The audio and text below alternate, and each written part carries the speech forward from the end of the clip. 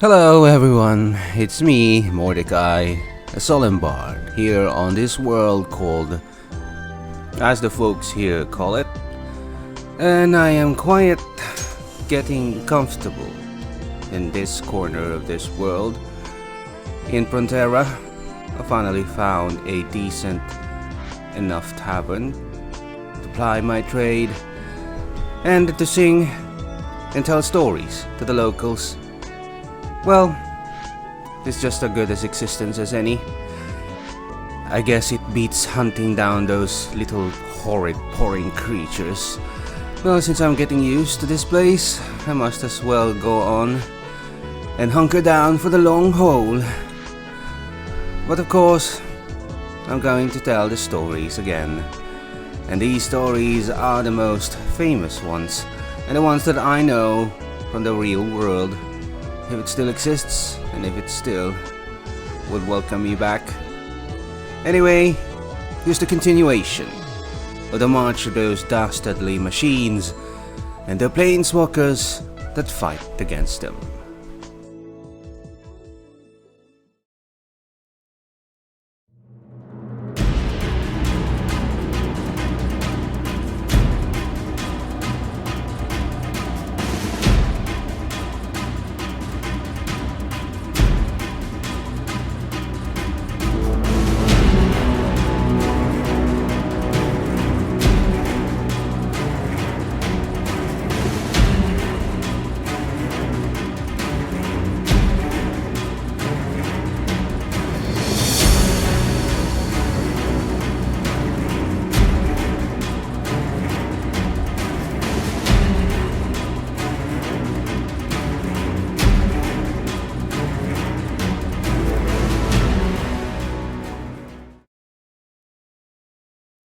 There is no way Elspeth Tyrell died in New Phyrexia, says Vivian. Kaya's brows knit together. Her eyes flick over to Liliana. Let's just get that out of the way. The last time we saw Elspeth, her sword was jutting out of Jace's back. She pinches the bridge of her nose before continuing. That messed up tree was already connected to a dozen planes at least. If he sets off the Silex, we could have lost them all. The thing was ticking away to the end of days, and there wasn't any time, so she... Kaya trails off. Tyvar picks it up again. Elspeth ran him through, picked up the Silex and planeswalked into the blind eternities. A noble sacrifice. She must be feasting with the Valkyries now. Oh, shut up, hisses Liliana. The air in the safe room's gone cold. Jace and Nissa are both gone. Nahiri too. Even Elspeth couldn't make it out in the end. Out of everyone they sent, only 4 returned. And of the 4, only 3 are here. Everything they feared is coming true. The Phyrexian invasion is underway. Vivian settles under the floor with them, having lost her proud bearing in face of the news. This is worse than I thought. That's the only reason we're here. You need to understand what we're up against, Kaya says. The whole multiverse has to understand. Now, as I was saying, well, you can keep going without me.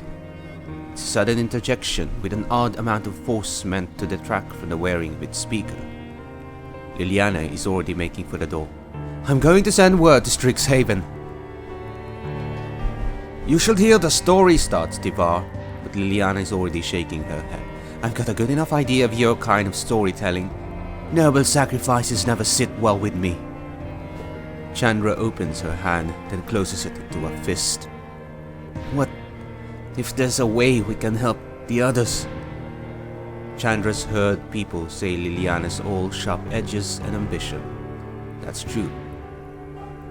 But it's also true that at certain angles, those angles give way.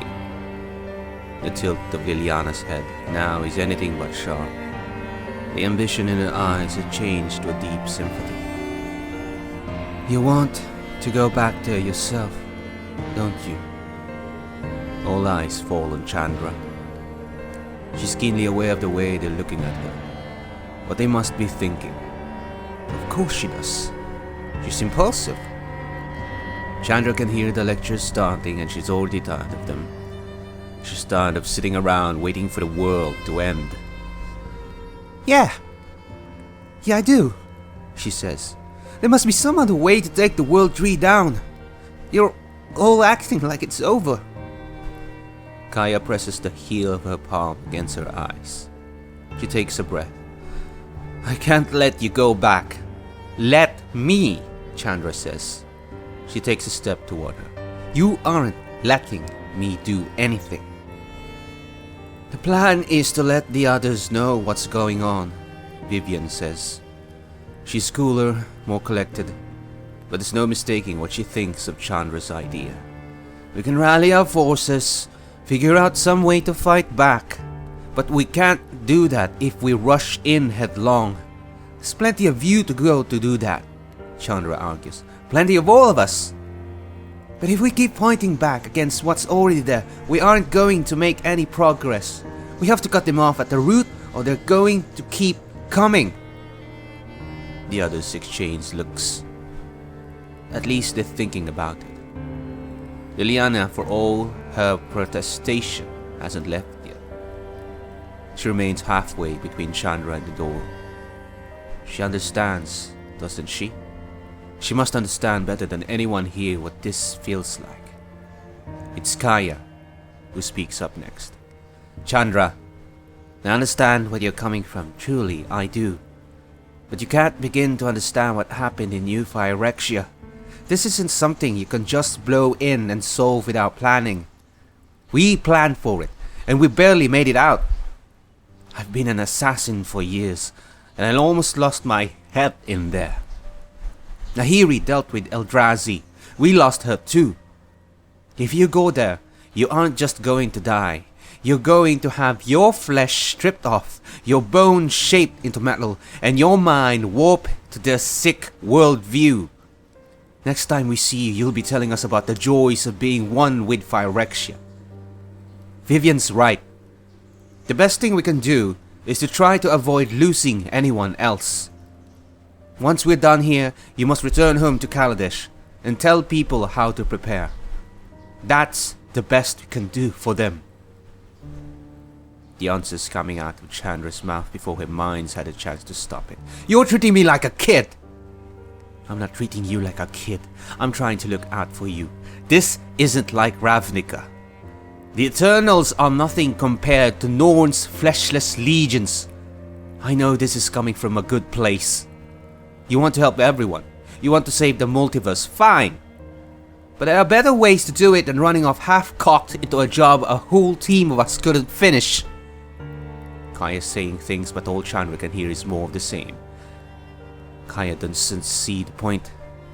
Tyvar has to understand, right? He loves big challenges, but when she catches his eye, he averts his gaze. Valor's commendable, echoes Tyvar. But so is knowing which battles are yours to fight. Kaya and I are only here to tell you what's happened. Go where you're needed, tend to your own, and die where your bones are home. This is everyone's battle, Chandra says. Which means everyone gets a say in it, says Vivian. And my say is that we don't waste any more resources on something we know isn't going to work. I know how you're feeling. Admitting you've lost isn't easy, Kaito says. But we only lost the fight. If we can keep our home safe, we win the war. Chandra takes a breath. She feels like she's going to explode. This is the most obvious thing in the world and they either can't or won't see it. What about the people stuck on New Phyrexia? Are we just going to leave them there? No one wants to answer it. Not directly. The silence that comes over the safe house then is nothing but another form of waiting. And Chandra hates it as much as she hates this whole situation. If she could burn everything down right now, if she could find a new start in the flames, then she would. Standing here is making her soul itch. Tell me, are we abandoning them? Breathing's getting harder to do, or easier. The breaths are big and sharp now, feeding the fire growing in the pit of her stomach. Heat sears the corners of her eyes. Chandra, Liliana says, soft as shadow on snow. She'd want you to stay safe, wouldn't she? Why'd she have to say that? Chandra had been trying so hard not to think about it, trying to keep her imagination at bay, but Liliana's cut it loose. It's as easy as to imagine Nisa here as it is to call fire. Chandra can see it so clearly. The determination written on Nisa's face. Her eyes gone canopy green, the angle of her ears. She can feel Nisa's hand on her shoulder. She can smell moss and pine. She can hear the words even if she doesn't want to imagine them. It hurts. Gods. It hurts. She feels like she's bleeding out in front of every single one of them, and not a one is offering her any help at all. Chandra takes another breath. Air, she thinks. Just keep breathing. When we lose someone, we have to do honor to their memory, Liliana says. I haven't lost her, Chandra fires back. Kaya's exasperation increases by the second. She's exhausted and it's in every line of her face. She's gone, Chandra. No, she isn't. If we stop the erections, then we can figure out how to stop whatever happened. How to make it better. You can't give up on this is about more than any one person. Vivian cuts in. We're tending to a forest here, not a single tree. Don't you think I know that? Chandra says. The faint glow at the edge of her vision tells her she's flaring up. She didn't intend to, but it's fine. Maybe even good. All this feeling has to go somewhere. Don't you think I know how many lives are on the line? That's why I want to go back. We're never going to win if all we do is run away from here. Chandra, starts Kaya, but it's too late. She's beyond listening now. I'm leaving, she says. You can go on the other planes if you want to, but I'm not leaving our friends behind. You're going alone? Tyvar asks. Since none of you are coming, yeah, I'm going alone, she says, backing toward the door. But I won't be alone when I get there. And what's your plan exactly? Kaito calls. Chandra doesn't turn. Take down the tree. Figure everything else out along the way. Nice and easy. The marsh awaits, with Liliana as the last of the group standing in her way. Still, Liliana isn't quite blocking her, only leaning against the threshold, watching. You're serious about this? She says. Yeah. And you're serious about running away, aren't you? There are plenty of people who would kill for the chance to make Liliana wince. Strangely, it doesn't feel like a victory to Chandra. None of this does, and that's the worst part. Is that what you think I'm doing? I'm not running.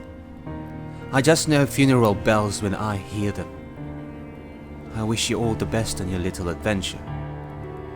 Wait, Chandra says. But Liliana doesn't. She walks out into the marsh herself, hardly casting a backward glance.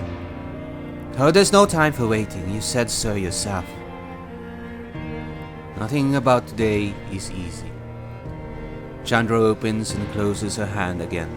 She wants to argue or make it clear what she really meant. That Liliana would be a huge help if she came, and maybe they could find some answers together. And maybe it's good to face your fears instead of running from them. But that'd be asking Liliana to be someone other than herself. And the two of them had always understood not to ask that of each other. Liliana disappears in a blink of inky vapor. Chandra Nalar gets to walking.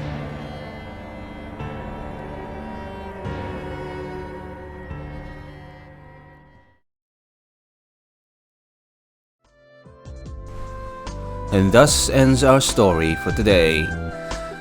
Well now, we have a good enough crowd gathering now here. So much for people who are looking colorful.